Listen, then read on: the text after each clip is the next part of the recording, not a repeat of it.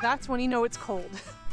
I finally put on gloves and I've got on the overalls. That means that my face hurts in the weather cold. It's moments like this when I walk out my face hurts, and I'm really glad that we were able to get some of the water trough warmers in so that the goats have good fresh water year round, even when it gets this cold. But tonight we're gonna be dropping really cold. Tomorrow it's gonna feel like it's in single digits, maybe even negatives here in Indiana. So to help them combat the nighttime cold, even though they all snuggle up and they have access to free choice hay and minerals and fresh water every single day, most of the day, I'm gonna go ahead and I'm gonna grain them to help give them that little extra boost to create heat in their bodies. I really try to just make sure that my girls in the winter are just getting hay. I don't really start to fatten them up too much until we're meeting that 1 month to a month and a half mark out from due dates. And then I'll start fleshing out my does so that they can grow those babies inside them adequately without taxing their own body condition. So today, in order to help their rumens stoke that fire and to keep the fuel burning that is their own body heat, I'm going to give them a lot more hay, and I'm actually going to give them a little bit of grain.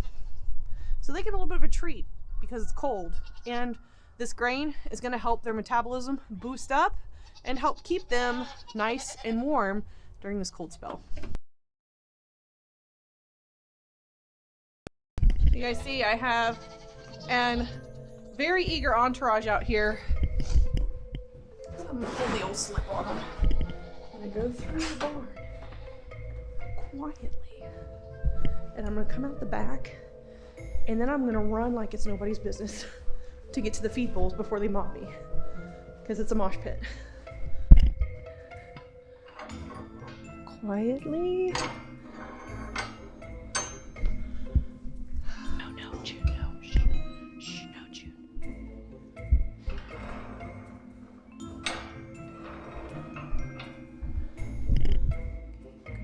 Be quiet. Shh, shut up, shut up. Shut up, shh.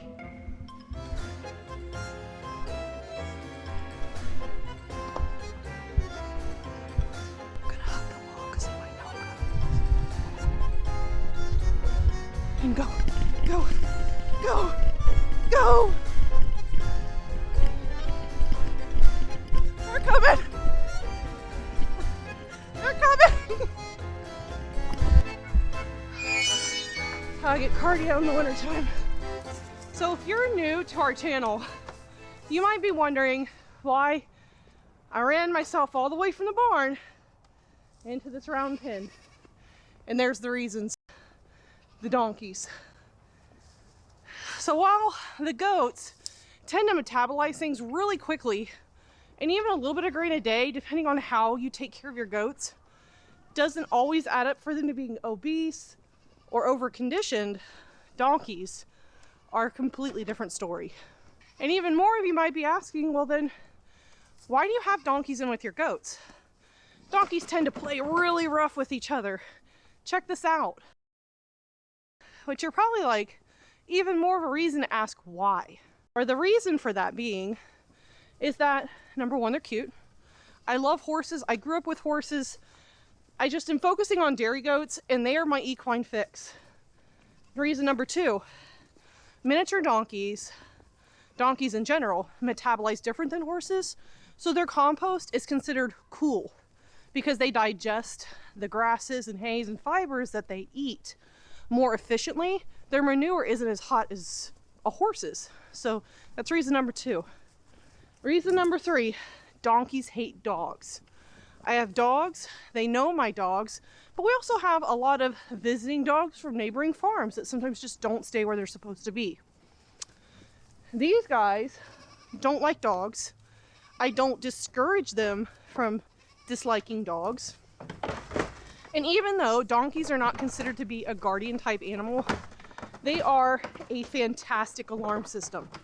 I've seen when things come close, they're braying, they're running around, they're being crazy, they're really showing dominance, and they're trying to act really big. And that can be a good alarm system for me. Now, I don't depend on these guys to chase off coyotes. I don't depend on them to run off dogs. I depend on them to let me know when I'm in the house or nearby where maybe I can't see the dog or coyote approaching. They're gonna let me know by braying, by running, acting aggressive and territorial like most donkeys are.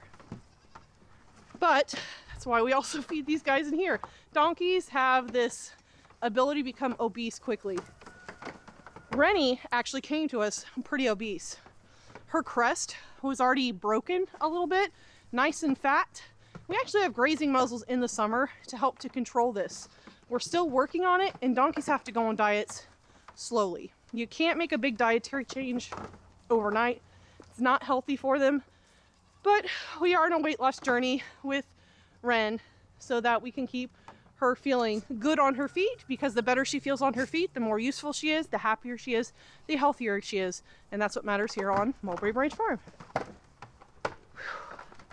Finally caught my breath.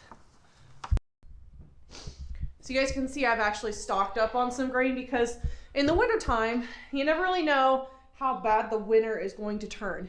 You don't know if tomorrow, even though the weatherman tries to predict, tries being the main word there, sometimes they're just wrong. So I found this really helpful in the wintertime that I keep all of my feed stocked, because if it's that one-off chance where I'm pretty close to being out and then a winter storm comes in and I want the extra fuel for my goats to be able to combat weather, I can't get out because the roads might be too bad. It might be a travel advisory. So I found in the wintertime, I like to keep extra minerals on hand as well as grain. So the main grains that I feed, obviously, are kalmbach. My goats love kalmbach. I feel like they have a really balanced feed that's very nutritious for my goats. So I feed the milk and meat pellet. You guys can see here, they all come with a nutritional values, an analysis of what's actually in the feed. And then I also use the textured all natural goat grain. And this is the molasses-based stuff. This is the yummy stuff. And that is kalmbach minerals. So that's really what I keep on hand for my goats in the winter time, when I'm not really sure if the weather's going to cooperate with me and allow me to travel whenever I want. Because weather here can switch very quickly. Monday, it was like 60 degrees. Thursday, my face hurts because it's so cold. And they've already beat me back in here to get their hay. You guys, they're gluttons. You guys are gluttons. What's up, gluttons? What's up? You can tell they're all fluffed up. They feel like it's cold too. So I'll actually be giving them a lot of hay. And I will be putting some of it on the ground. Even though I hate feeding hay in the ground in the barn, number one, it makes a terrible mess. But the really good thing about this is that all of the hay that I put down that they don't use, because goats are chronic hay wasters, it actually goes as bedding. And that bedding will go on top of the other bedding, and it will create, but the really good thing about this is that all of the hay that I put down that they don't use, because goats are chronic hay wasters, it actually goes as bedding. And that bedding will go on top of the other bedding, and it will create the deep litter method. Which deep litter method is you keep putting bedding up on bedding, because the bedding at the bottom starts to decompose and creates heat. So it keeps your animals a little bit warmer in the winter, but boy, is it a headache to clean out in the springtime. And I know that some people might look in there at how I just fed my goats and say that is an incredible amount of waste. Yeah, you are right. But I will caution anybody that gets into livestock. Rarely are you going to even break even. It will be rare and victorious when you break even. And then the margins that you make revenue above that, where you're actually making money off your farm, off of a homestead, a hobby farm, are few and far between. They're almost not even worth mentioning. Probably not even enough to cover vet costs. But what I will say is that this doesn't waste in different ways. All of that hay that is not used and is walked down in my pasture, when I pasture feed this hay, turns into reseeding for my pasture. It enriches the soils in my pasture. It grows new forage for my goats. When I feed it in the barn, yeah, it absolutely is going to get stomped down, yucky, poopy, dirty, and I'm going to have to clean it out in the spring. But guess what? That's amazing manure. That's amazing amendments to your soil when it comes to growing your own food, when it comes to raised garden boxes, flower beds, in-ground gardening. It doesn't go to waste. Everything here on our farm, we're shooting to make it regenerative. We're shooting to make it that it doesn't have just one use. It has multiple uses throughout its entire lifetime, whether it's from seed to coming out the other end of the goat, getting stomped down into the mud and pooped by the goat, to going into our gardens to grow bigger, better food for us, which the goats get the leftovers anyway. So while yes, that does seem really wasteful, it's wasteful in the now. It's wasteful in this moment. And we have this just as humans, we have this really bad habit of just looking at things in the now. Not a lot of us practice foresight or thinking about things creatively to see how can we extend this life of this thing? How can we reduce, reuse, recycle? Well, I'm reducing feed costs by letting them eat the hay on my pasture because it grows better pastures for them. I'm recycling it because the goats recycle it for me into manure, which then goes into my garden, which then feeds me. And that's reuse the entire way around. And by doing that, we reduce the impact that we have on our land. We reduce the amount of nutrients that we take and don't return back. There's a lot to this lifestyle that is cyclical, that is regenerative, and that really, if you do this lifestyle the right way, you're not going to have a whole lot of waste. Yes, you will have some, but not as complete and total as most people might look at it. Go guys. Yep, just right under. Go on, just right under. Goodness, show-offs. That is the only bad thing about the Premier One. When it's not electrified with ducks, those little bills are the perfect little shovels to just lift it up, get their head under, and they just go free ranging without permission. Go figure, a duck that does things without asking permission. Uh-oh. Oh goodness. Don't need to hold the door for you, eh? You guys hungry? You better be careful getting wet, Lucy. You're looking not so dry. That's one of the things I like about ducks. They are so well suited for this less than advantageous weather when it comes to temperature. They've been in that water all day today, just enjoying it. And their bodies are perfectly insulated with the amount of fat, with good nutrition. That nice layer of down feather that pushes all of that moisture off. They're a fantastic addition to this farm, and we really enjoy having them. All right, so I like to throw this feed in this not so usable hay because it gives my ducks something to do. They take their extra energy and they put it towards sifting and foraging, which is a lot like what they do in the springtime. But it also keeps them from getting bored. Because I found that my ducks are a lot like me in the wintertime, they get really bored. They want to do things. They're type A personalities, so putting their feed into some of this less than wonderful hay for the goats gives them something to do, keeps them busy, and, you know, idle hands and all, or idle webbed feet, bills, feathers, wings. You guys have a good night. Stay warm.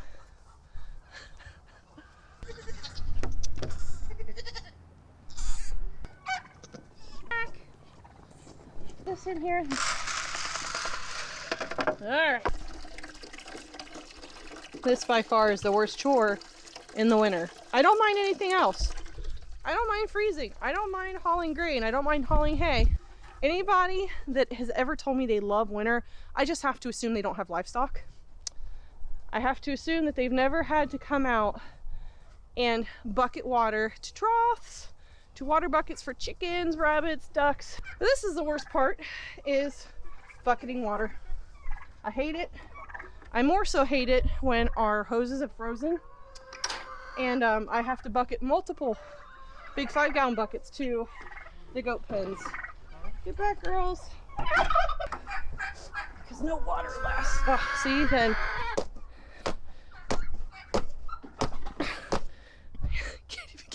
ground. I can't even get it off the ground to put new water in it. Okay, guys.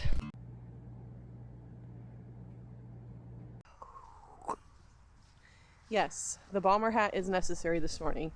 It is about 8 to 7 degrees, but right now it feels like it's in the negatives. So I'm just doing a really quick check on my girls from last night because we're trying to get everybody ready for this winter blast. And I'd like to also give them a little bit of hay to keep that room stoked and to allow them to be able to make their own body heat. Be very helpful in this type of weather, I guess. So let's go in and check on the girls. Good morning. Oh, donkeys want nothing to do with it. Hello, good morning. How is everyone? You guys can tell. You got your family groups that are just all smushed together. Oh, keeping warm. Got a family group over there. Got a family group. It's a great thing about when they've got winter coats and they've been kept in good condition, they just snuggle up in the nighttime and they're absolutely fine. But I am going to go ahead and hay them.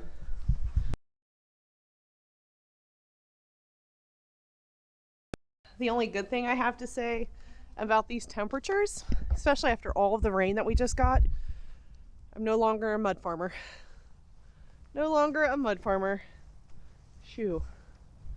Now it's just all jaggedy mud that's hard for my donkeys to walk on, so I've got them a little bit of a hay pile out there so there's not too much crowding in here.